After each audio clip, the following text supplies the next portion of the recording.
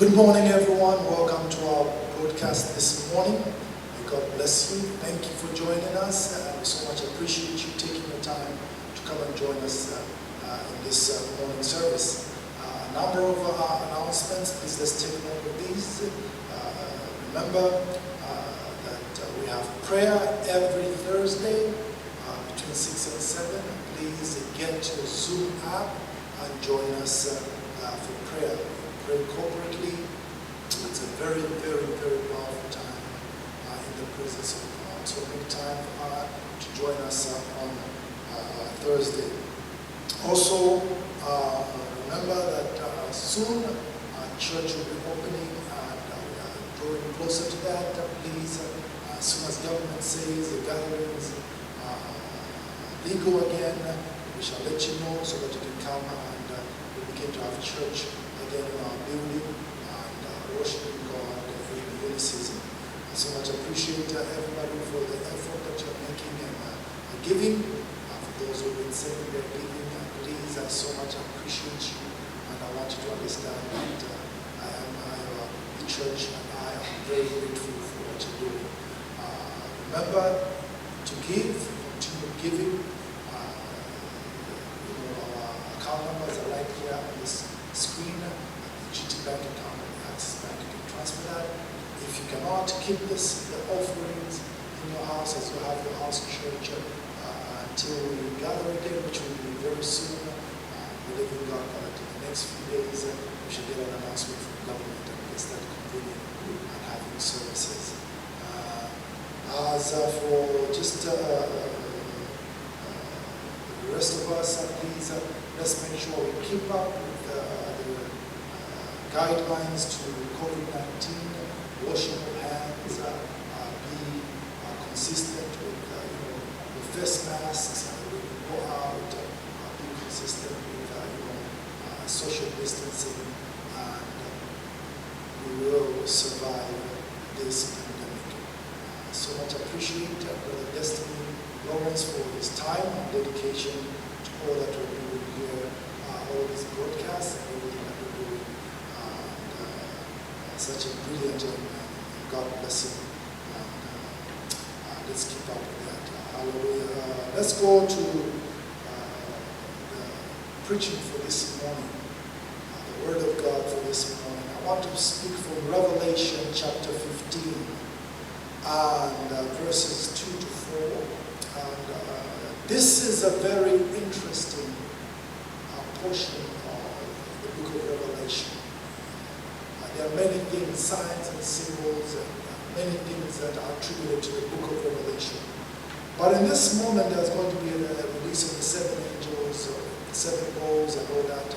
But before that, we see John is meant to see this. And the scripture reads, "And I saw something like a sea of glass mingled with fire. And those who have the victory over the beast, over his image, over his mark, over the number of his name, standing on the sea of glass, having harps of God.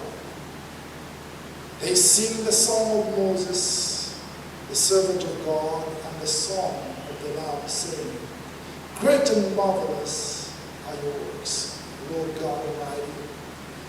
Just and true are your ways, O King of the saints. Who shall not fear you, O Lord, and glorify your name? For you alone are holy, for all nations shall come and worship before you. For your judgments have been manifested." Let's pray. Father, thank you for this privilege, for this moment, for this audience. Thank you, God, for every person tuned in right now. God, their lives touch them. Meet them right there in their seat. As they are listening to this message right now, God, speak to them, speak to their lives, speak to their situations. I thank you, Lord. In Jesus' name I pray. Amen.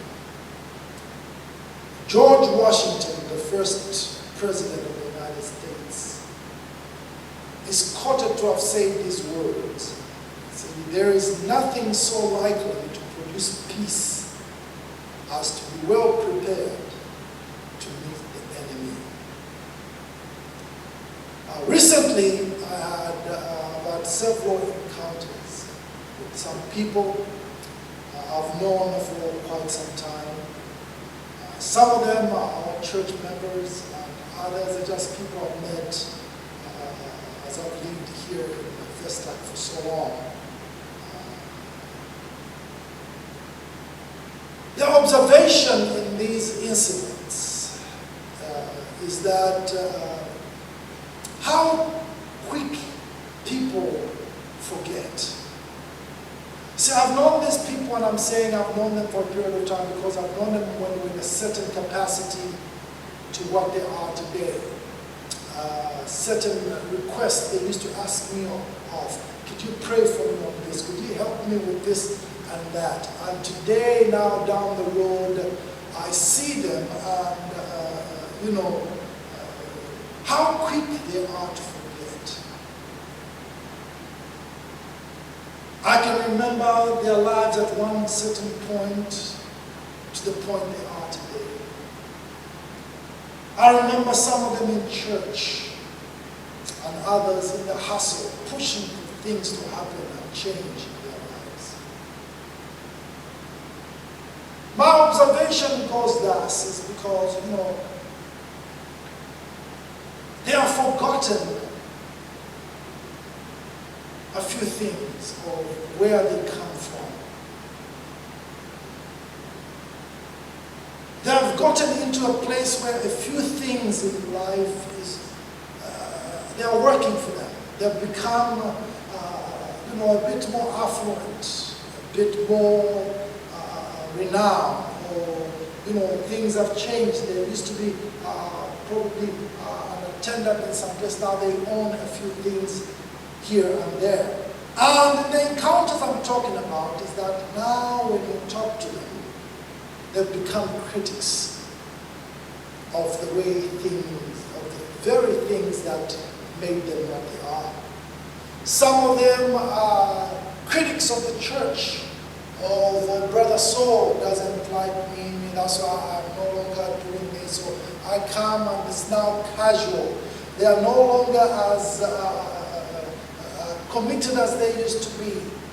And, when I conversate with them,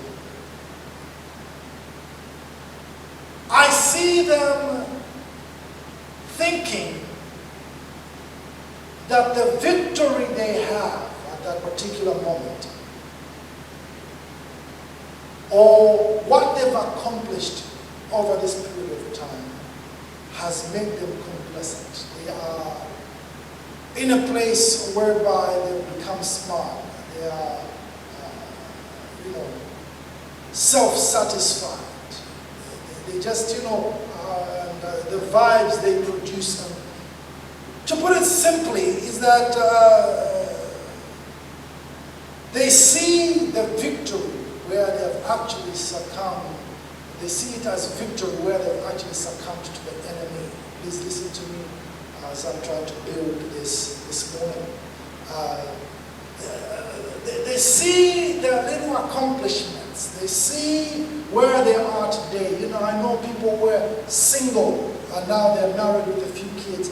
They've taken that victory as something that has produced attitude with them. And now I'm seeing them succumbing to the enemy because they've taken it for granted that the victory they had in marriage, in a business, a little adventure, a career, a ministry, has become like a guarantee that they will continue having victory.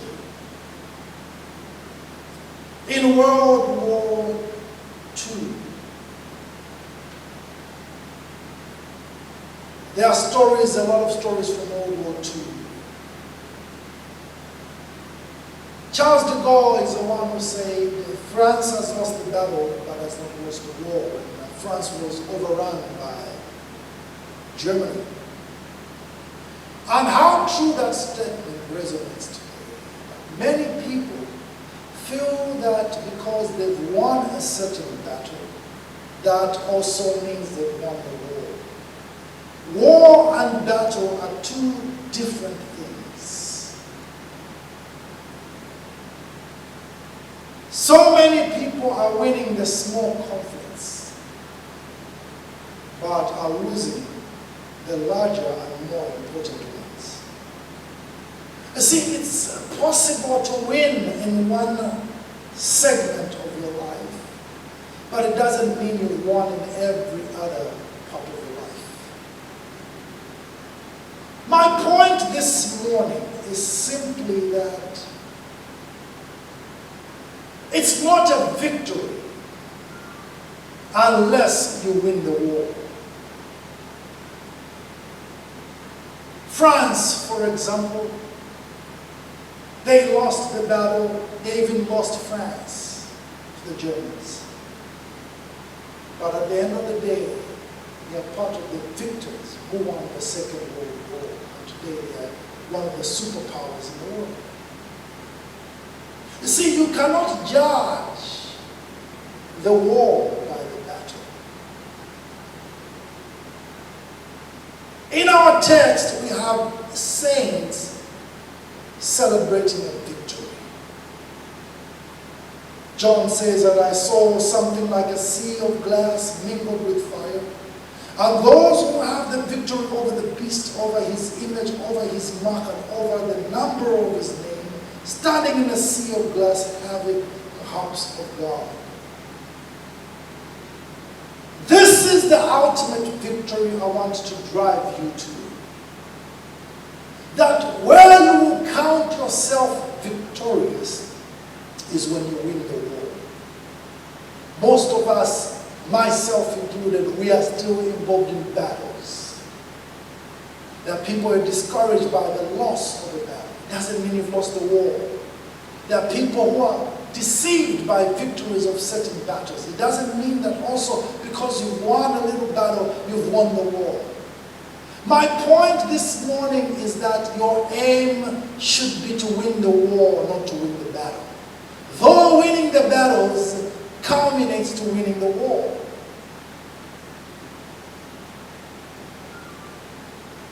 Look at our text here. The Apostle John is telling us here that these saints are standing on a glass mingled with fire. And those who have victory, this is talking about the ultimate victory.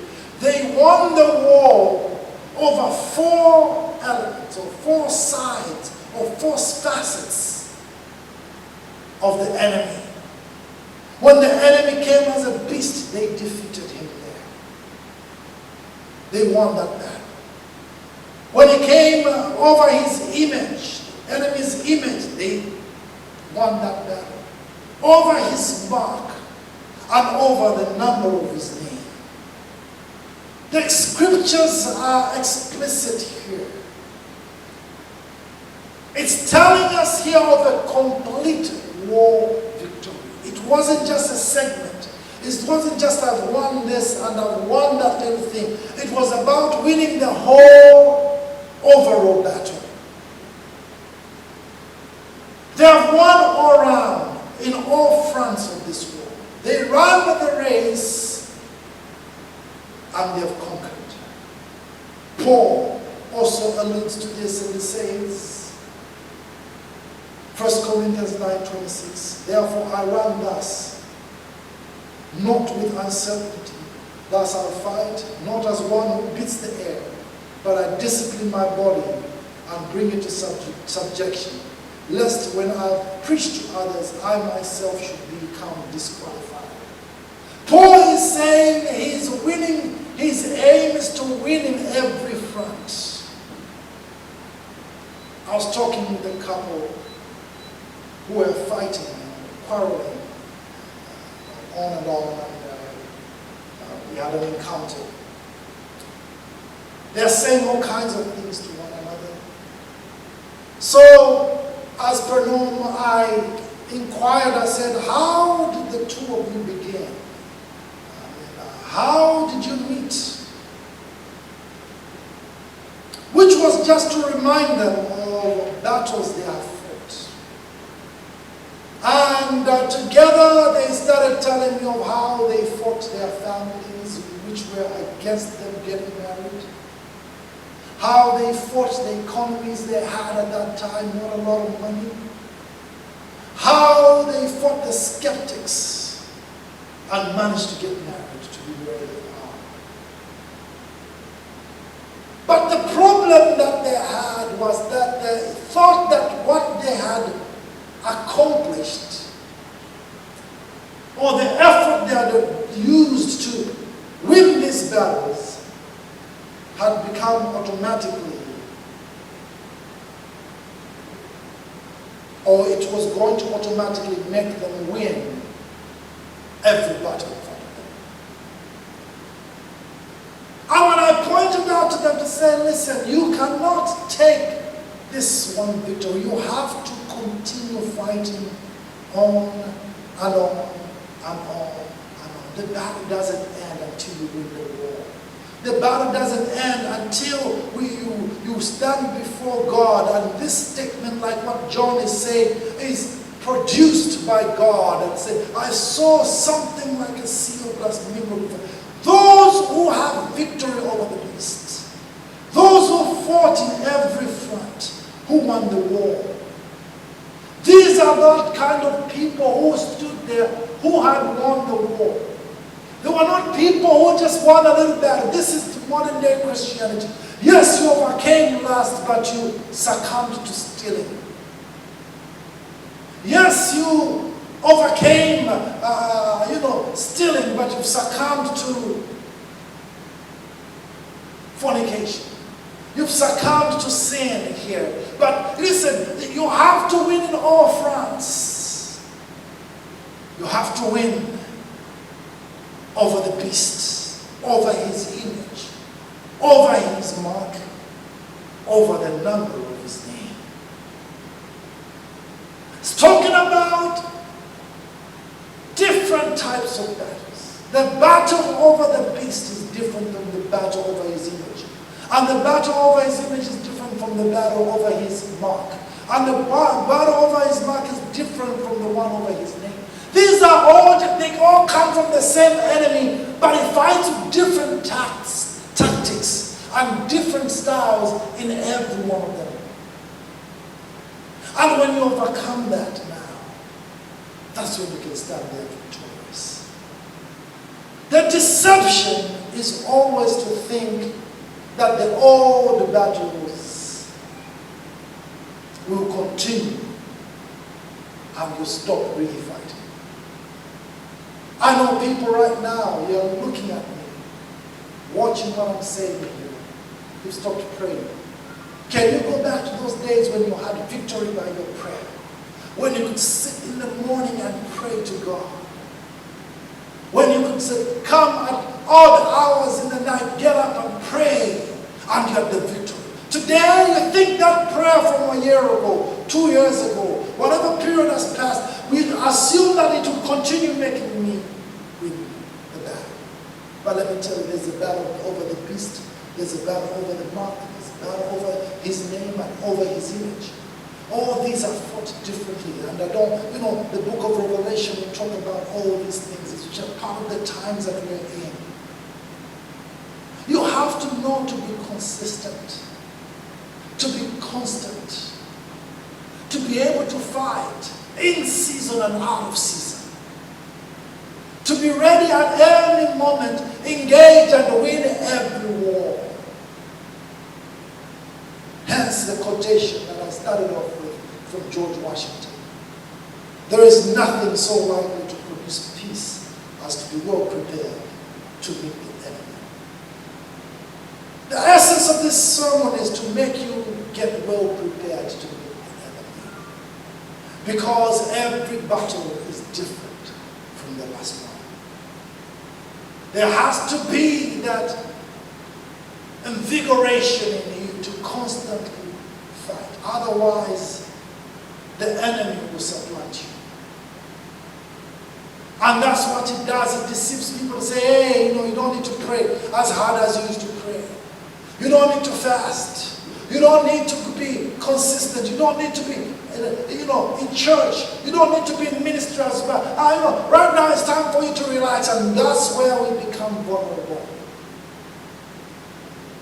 People stop putting in the hustle because they think now, I'm in a self-satisfied place. They stop putting in the energy. They stop pushing for things because, you're in some comfortable places. The aim of your salvation is that you win the war. Everybody in life will win a battle, but very few will win the war. Our text tells us some few things. Let me go over those very quickly. Revelation 15:2 says, I saw something like a sea of glass mingled with fire. These people were standing on a glorious place because they fought with a certain preparedness to win the overall war. That's where they are standing represents. It's a place it's like glass. John is trying to describe this place as like glass mingled or blended with fire. When you go by the scriptures and look at what fire represents, remember on the day of Pentecost there are tongues of fire on their heads. And the fire throughout the scriptures, God calls himself a consuming fire. And what that tries to tell you and me is that fire represents constant consuming. A constant presence. That's what the fire on Pentecost also represents. That God will be constantly present. It also means that you shall constantly be consuming your enemy.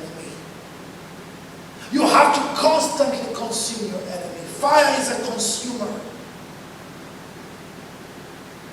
It gets its potency by consumption. It constantly consumes. And that's what these saints were. They had an aspect of them where they were constant consumers over the enemy. They constantly consumed the enemy. They constantly fought and overcame the enemy. The glass represents transparency. But most of all, glass, by its characteristics, is heat resistant, pressure and breakage resistant.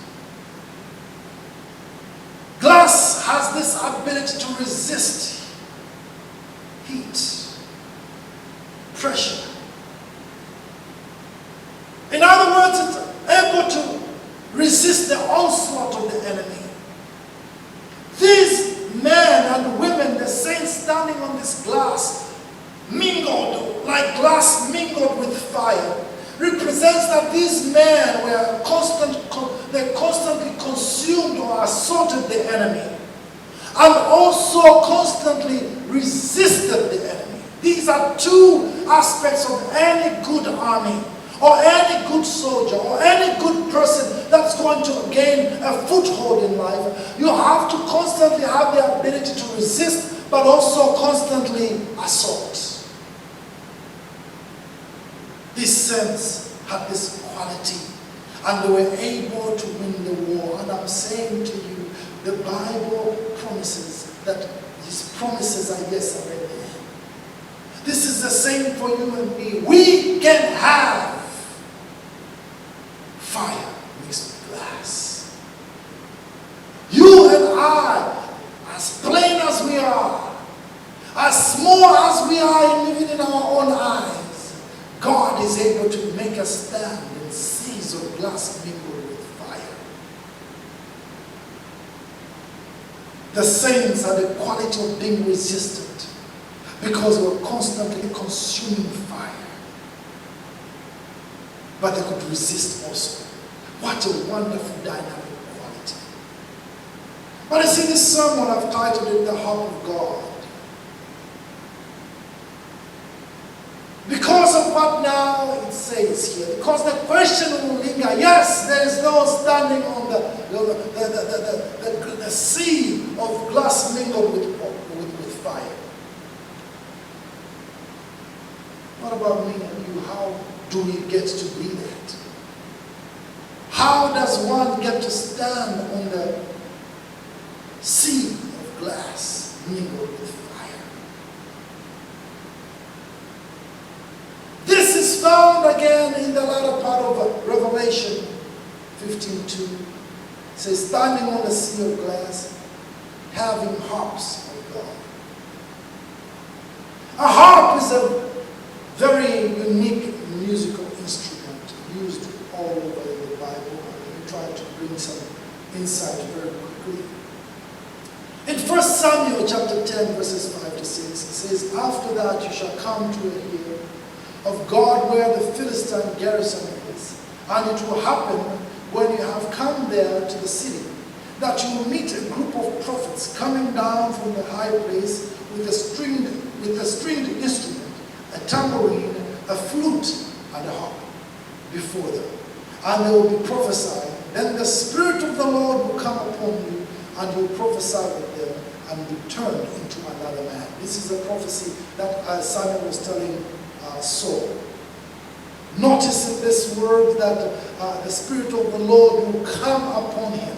If you go back, you meet people with goats, you meet people with this. But when he met the people with these instruments, the harp being one of them, he was going to be turned into another man. He's going to prophesy. The Spirit of God will descend upon him. In 1 Chronicles chapter 25 verses 1, we hear David again talking about this. He says, moreover, David and the captains of the army separated for the service some of the sons of Asaph, of Heman, and Jeduthun, who should prophesy with harps, stringed instruments, and cymbals.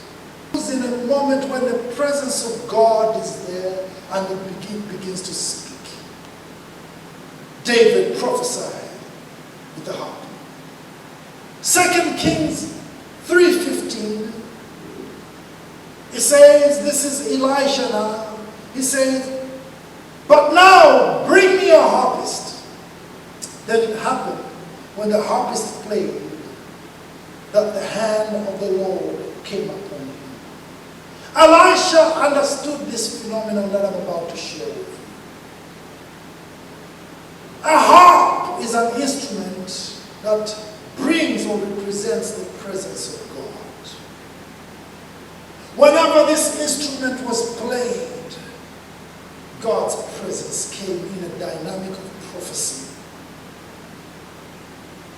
The edification began to happen right there of whatever was going on. God began to speak to their situations.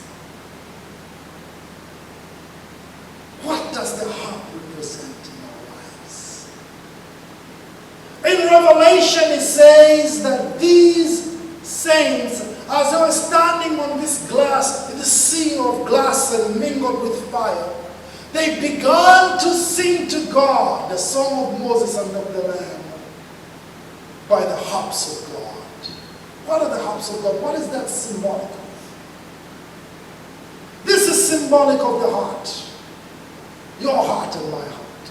You see, if you're going to be consistent in defeating the enemy, season in, season out, your heart is the key player. If you're going to stand on a sea of glass mingled with fire, your heart is the key here. That's why in Revelation it says they sang songs of harps of God. The harp of God. You see, the heart is a very interesting part of scripture, of the human anatomy. Jesus taught a lot about the heart. Matthew 5:8, blessed are the pure in heart, for they shall see God. The harp and the heart represent each other. The heart, God says, I search the heart. Look at Jesus. I've done this, I was looking at all the teachings of Jesus. He points out of the heart, out of the heart, out of the abundance of the heart, the mouth shall speak. A man, if you look at a woman lustfully from the heart, then you have committed this. Out of the heart, the treasures of the heart. He continues, everything links to the heart because it's the central place where God comes to dwell. Where when God touches your heart, when God can invigorate your heart and your love for him in there, what you can accomplish, there's no enemy that can defeat you. See, if you want to know that you love God, it's what rhythm does your heart play. You know, when you go to the doctor will take his stethoscope and the first place it goes to the heart. What is it doing? What rhythm does it have? And that's true also spiritually. When God comes and says, I, the Lord, search the heart. He comes and he goes to the heart and says, what rhythm? What is the harp play? Here we can see when they played the harp, the presence of God came down. David was a harp player. When Saul had a spirit that was weird, David played the harp and it came down. It came down. Same for you and me right now. God is saying here, the harps of God. That's why I've titled this sermon, the harps of God. The harp, your heart, plays a rhythm for God. That his presence can come and go there. So what you put in your heart is critical. If your heart is full of bitterness, hatred, anger, unforgiveness, it cannot play the right rhythm. A harp is one of the most difficult instruments to play. It's got so many strings that you know, but you know what? It plays beautiful music. Just like your heart. If any of those strings of the harp, I was doing this, that is broken, it messes up the whole sound. And the enemy comes to put all kinds of dirt, all kinds of deceptions into our heart. There are people right now I'm talking to you are holding on to a bitterness and forgiveness. And you know what that is doing? It's making you lose battles. Listen, I'm talking spiritually here. You are finding that, you know what, one time you are victorious, but another side is this. It's the heart. Like all those people I've encountered with, I looked at them as their heart that's become the problem. They are critics of the church. They are critics of where they are from. They are critics of this nation. They are critics of this and that. And because somewhere in their heart they've allowed their heart to get contaminated, that it cannot sing out a beautiful melody to the Lord. You know, when you read, and it says here that it sung a song of Moses and the song of the Lamb. Look at the words, it says, great and marvelous are your works, Lord God Almighty.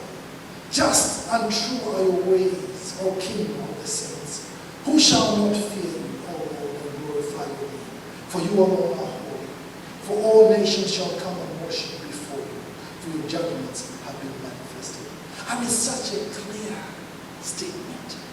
And that's what God wants, a clean heart, where he can come and dwell, and the rhythm that comes out of that will give you victory. The harp is the key to those who stand on the sea of glass mingled with fire. Those who can consume the enemy and resist the enemy. That's you and me. What's in your heart is the question this morning. What is in your heart? As you sit down there, there's something you are upset right now. You are very, very upset about something. Let me tell you, the enemy has become a master at manipulating situations that will make you get contaminated in the heart. And when your heart is contaminated, you cannot have the consistency to resist and the consistency to assault. You are upset with Nigeria as a country. You are upset with the work condition. You are upset with your family. You are upset with your brother, with your wife, with your husband, with your children, of something, and it happens in your heart. And when that happens, the melody of the heart, you are not pure in heart. Again, I read Matthew 8, blessed are the pure in heart, for they shall see God. You are not able to see God in this situation. The enemy can overcome you. All I'm saying this morning, brethren, is Jesus has come to set us free from unforgiveness, bitterness, hatred, whatever is in your heart right now. That when I'm talking right now, you say, I can't forgive that person. I can't let them go. You know what they did to me. Well, if you keep them in there, you are losing dominion.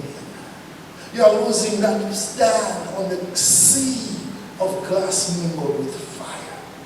You cannot stand there until your heart begins to play that rhythm to God that is acceptable. I've read scriptures here when they played the harp, the presence of God came.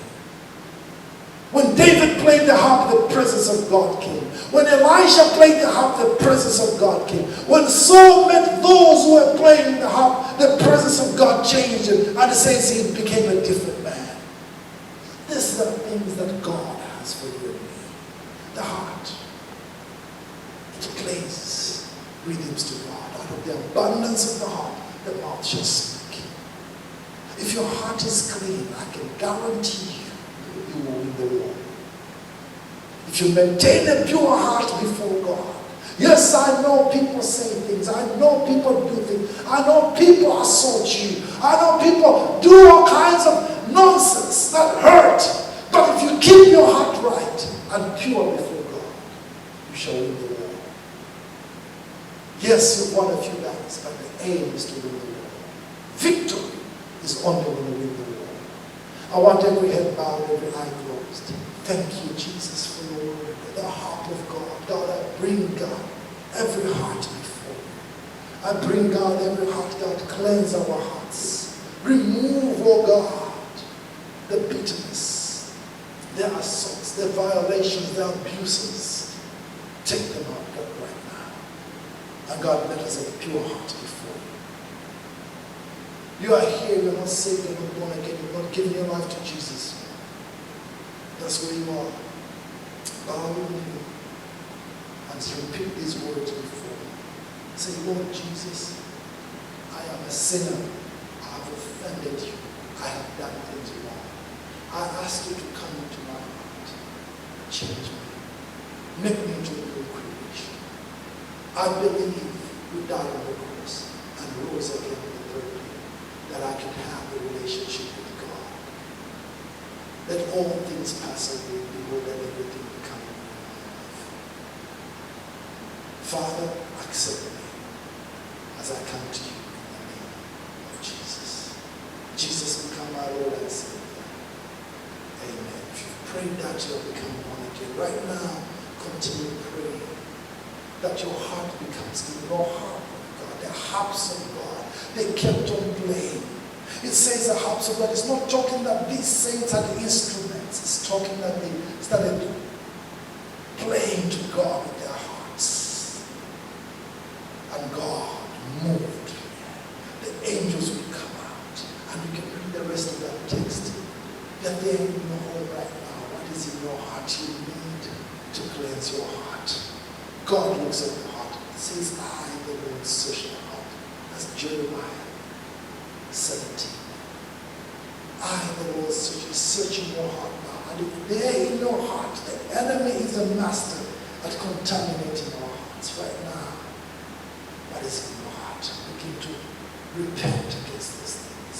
Repent against bitterness, unforgiveness, hatred, prejudice, everything that is evil that's in your heart. Begin to remove it.